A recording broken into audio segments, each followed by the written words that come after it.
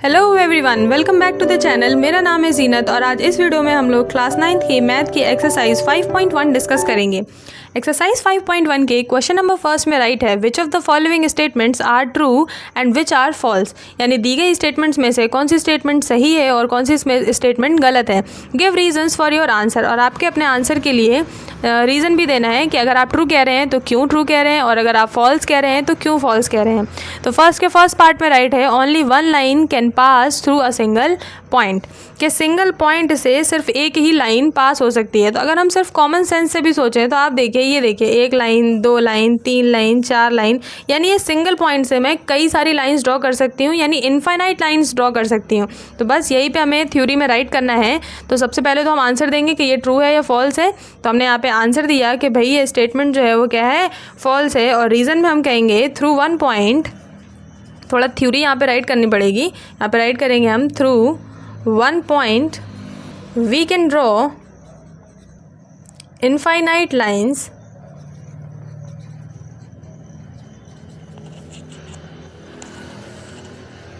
इन different directions. तो second statement दी गई है there are infinite number of lines which can pass through two distinct points. कह रहे हैं कि अगर हम दो डिस्टिंक्ट पॉइंट्स बना दें तो उन दो डिस्टिंक्ट पॉइंट से इनफाइनाइट नंबर ऑफ लाइंस, यानी कई सारी लाइंस हम ड्रॉ कर सकते हैं। तो क्या ऐसा पॉसिबल है? आप खुद ही देखिए, ये दो लाइंस से मिलती हुई तो सिर्फ एक ही लाइन ड्रॉ करी जा सकती है। हम यहाँ पे कई सारी लाइंस तो ड्रॉ कर ही नहीं सकते। अगर हम ऐसे ड्रॉ करेंगे तो ये वाला पॉइंट छूट जाएगा, ऐसे ड्रॉ करेंगे तो ये वाला पॉइंट छूट जाएगा। इसका मतलब यहाँ पे क्या होगा कि दो डिस्टिंक्ट पॉइंट से सिर्फ एक ही लाइन ड्रॉ की जा सकती है। बस इसी बात को हमें थ्योरी बना के राइट करना है। तो पहले यस नो में आंसर देंगे कि ये स्टेटमेंट ट्रू है कि फॉल्स। तो हम कहेंगे कि ये स्टेटमेंट क्या है, फॉल्स है। और रीज़न में क्या राइट करेंगे कि only one line can pass through two distinct points.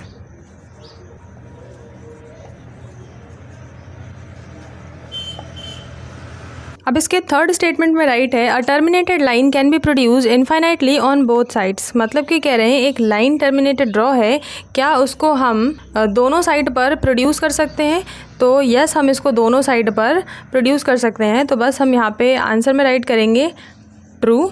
और रीज़न क्या हो जाएगा, रीज़न में हम राइट कर देंगे अकॉर्डिंग टू यूक्लिड्स पोस्टुलेट।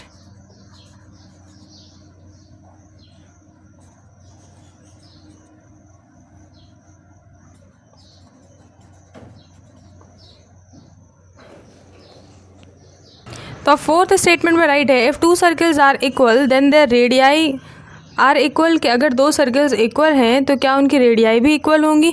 तो हम कहेंगे बताइए आप रेडियाई इक्वल होंगी कि नहीं। तो हम कह देंगे यस, इक्वल होंगी रेडियाई। रीज़न क्या होगा कि जैसे मान लीजिए ये एक सर्कल है जो इस दूसरे सर्कल के बिल्कुल बराबर यहाँ पे हमने बनाया हुआ है कि ये दोनों सर्कल्स जो हैं वो एक दूसरे के बिल्कुल बराबर हैं। अब अगर क्वेश्चन ने कहा है कि दो बराबर सर्कल्स की रेडियाई क्या बराबर होंगी, तो अगर हम इस सर्कल को उठा के इस सर्कल के ऊपर रख दें तो देखिए इनके सेंटर्स क्या करेंगे, कोइंसाइड करेंगे, यानी इसका सेंटर और इस वाले सर्कल का सेंटर एक ही जगह पे होगा। और सर्कमफ्रेंस भी कोइंसाइड करेंगे, सर्कमफ्रेंस के ऊपर सर्कमफ्रेंस होगी क्योंकि दोनों सर्कल इक्वल हैं।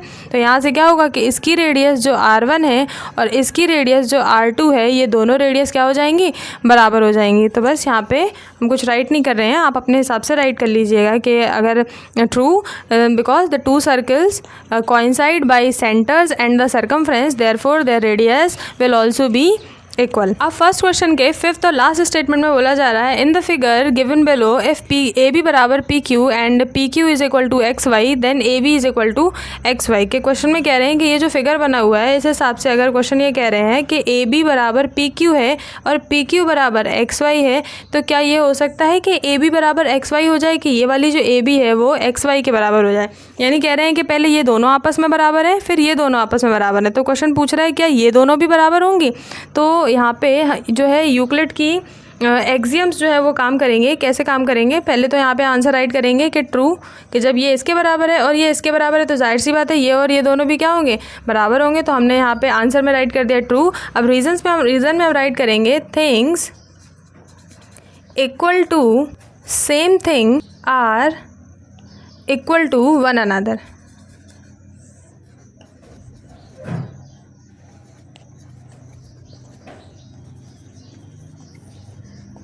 ठीक है ना, जब ए बी पी क्यू के बराबर था और पी क्यू एक्स वाई के बराबर था, यानी ये ए बी और एक्स वाई दोनों ही पी क्यू के बराबर हैं। तो जब दोनों ही पी क्यू के बराबर हैं तो ये आपस में भी क्या हो गई, बराबर हो गई। यही हमने स्टेटमेंट में राइट किया है कि जो चीज़ें इक्वल चीज़ के, सेम चीज़ के इक्वल होती हैं तो फिर वो आपस में भी इक्वल होती हैं। Things equal to the same thing, यानी ए बी और एक्स वाई जो पी क्यू के इक्वल थे are equal to one another, तो ए बी और एक्स वाई भी क्या हो गए, बराबर हो गए, यानी ये स्टेटमेंट ट्रू है। अब इसके सेकंड क्वेश्चन में राइट है, give a definition for each of the following terms, are there other terms that need to be defined first. Question में कह रहे हैं कि जो टर्म्स दिए जा रहे हैं नीचे, आपको उनकी डेफिनेशन राइट करनी है और ये भी बताना है क्या इस डेफिनेशन को बताने के लिए आपको कोई और टर्म्स पहले से पता होना चाहिए, और अगर वो टर्म्स पता होना चाहिए तो वो टर्म्स कौन से हैं। राइट है ना आगे, what are they, how might you define them, क्या है वो टर्म्स और क्या आपको आप उन्हें कैसे डिफाइन करेंगे। तो सबसे फर्स्ट पार्ट में दिया गया है जो टर्म हमें, वो है पैरेलल लाइंस, यानी हमें पैरेलल लाइंस की डेफिनेशन राइट करनी है। तो पैरेलल लाइंस वो लाइंस होती हैं जो कभी भी एक पॉइंट पर मिलती नहीं है। तो बस इसी चीज़ को हम लोग इंग्लिश में राइट कर देंगे बना के। क्या राइट करेंगे कि lines which do not meet at a point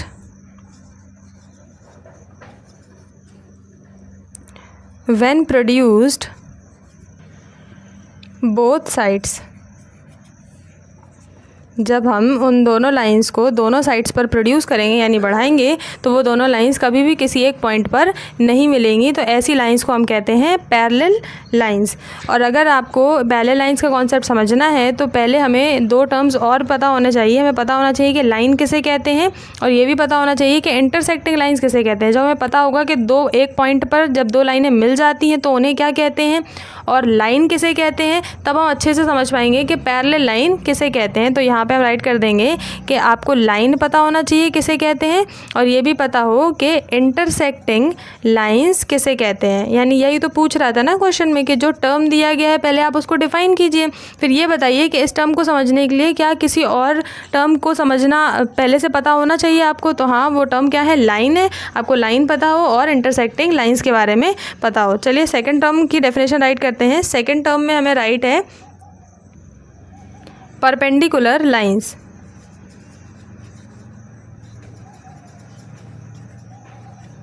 तो परपेंडिकुलर लाइंस को डिफाइन करेंगे हम। परपेंडिकुलर लाइंस आप समझते हैं कि वो दो लाइनें जिनका एंगल, उनके बीच का एंगल क्या हो, 90 डिग्री हो। तो बस यहाँ पे वही राइट करेंगे, if angle between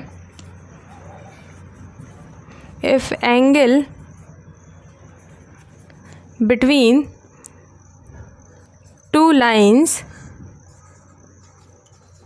is 90 degree. अगर दो लाइंस के बीच का एंगल 90 डिग्री होता है तो फिर हम उन लाइंस को क्या कहने लगते हैं, परपेंडिकुलर लाइंस कहने लगते हैं। तो अच्छा, इस कॉन्सेप्ट को समझने के लिए आपको क्या पता होना चाहिए कि आपको लाइन कैसे कहते हैं वो पता हो और एंगल किसे कहते हैं वो पता हो। तो यहाँ पे दो कॉन्सेप्ट पता होना चाहिए, लाइंस के बारे में और एंगल के बारे में, कि भाई एंगल होता क्या है। कि जब दो लाइनें किसी इंक्लिनेशन पर झुक जाती हैं एक दूसरे पर तो फिर उसे ही हम क्या कहते हैं, एंगल कहते हैं। तो यहाँ पे क्या है कि परपेंडिकुलर लाइन के कॉन्सेप्ट को समझने के लिए लाइन और एंगल हमें पता होना चाहिए। अब थर्ड पार्ट में हमें लाइन सेगमेंट को डिफाइन करना है। तो लाइन सेगमेंट किसे कहते हैं, लाइन के एक पार्ट को कहते हैं। तो यहाँ पे राइट कर दिया, a part of a line. Line के एक पार्ट को हम क्या कहते हैं, लाइन सेगमेंट कहते हैं। तो इसके लिए, इस कॉन्सेप्ट को समझने के लिए आपको पता हो कि पॉइंट किसे कहते हैं और लाइन किसे कहते हैं। तो आपको दो कॉन्सेप्ट पहले से पता होना चाहिए कि पॉइंट और लाइन किसे कहते हैं। लाइन के पार्ट को ही हम क्या बोलते हैं, लाइन सेगमेंट बोलते हैं। ठीक है। अब फोर्थ पार्ट में जिस टर्म को डिफाइन करना है वो है radius of a circle. Radius of circle. तो रेडियस ऑफ सर्कल को कैसे डिफाइन करेंगे हम, कि सर्कमफ्रेंस और सेंटर के बीच की जो डिस्टेंस होती है उसे ही हम क्या कहते हैं, रेडियस कहते हैं। तो बस हम यहाँ पे राइट करेंगे कि constant distance from any point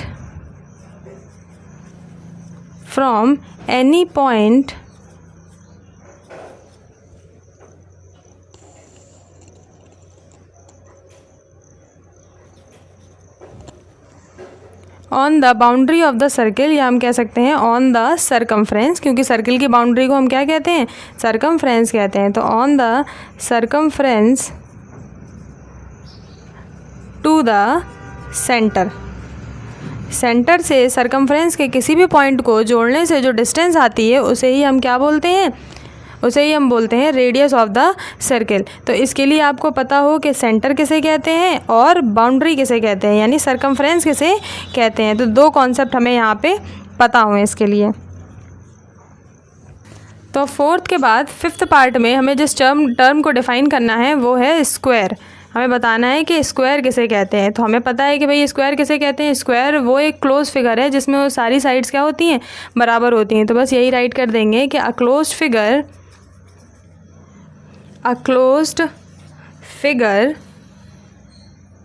of 4 sides, 4 sides का एक क्लोज फिगर और उसकी चारों साइड्स क्या हों, बराबर हों। तो यहाँ पे राइट कर दिया कि वेयर ऑल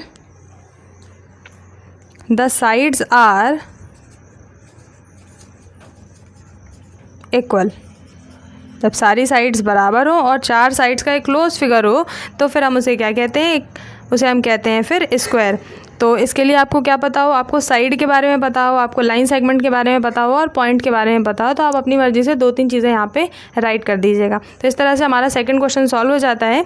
तो अगर आपको मेरी बताई गई थ्योरी समझ में आई हो, जो भी आप समझना चाह रहे थे, जो भी आपका डाउट था वो क्लियर हो गया हो, तो आप वीडियो को लाइक कीजिए, चैनल को सब्सक्राइब कीजिए। तो आज की वीडियो में बस इतना ही। मिलते हैं हम लोग नेक्स्ट वीडियो में। Thank you so much for watching.